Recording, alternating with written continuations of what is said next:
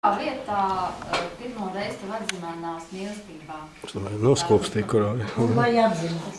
Atzinās mīlestībā. Starp citu ainu vainīgi vai ne? Jā, redz, ko viņi sēž, lai viņi izstāsta. Kā tur bija to ziemas dienu. Lai viņi stāsta. Jā, atzīšanos es nekā nezinu. Jā. Kā tu ne? Nu kā tu ne, ainu vainīgi. Aina atved. Uz kurien ainā? Uz Jelgavu, tur bija dzīvoja. Uz dzīvokli.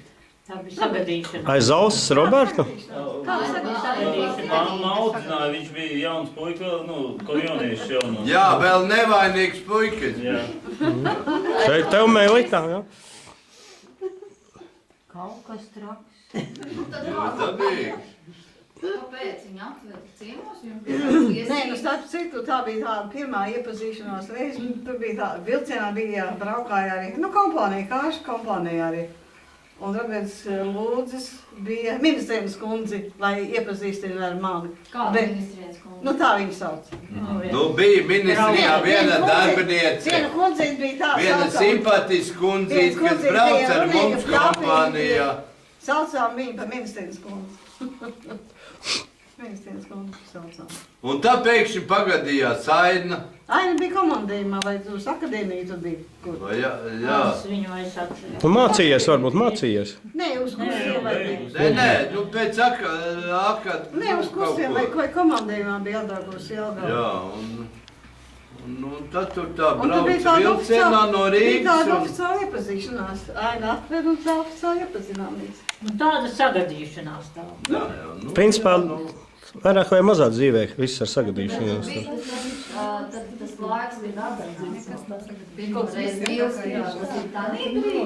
Nu, ne jau no uzreiz.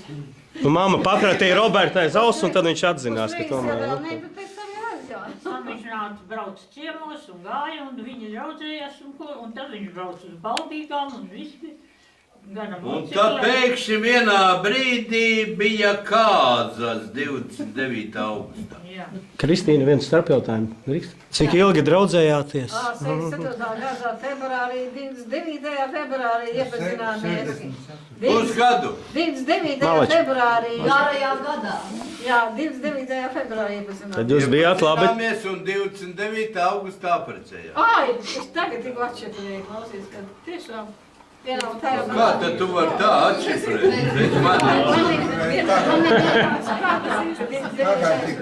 Bet es teikšu tā. Ja tas ir 29. datums 1 un 29. datums 2, tad tas ir laimīgs datums, jo mēs esam 50 gadu nodzīvojuši. Iecesim par to. Es vispār šodien tikko to atšķirēju, ka Jā, 29 un 21.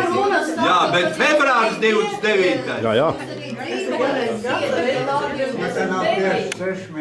Ziedu numeroloģija strādā.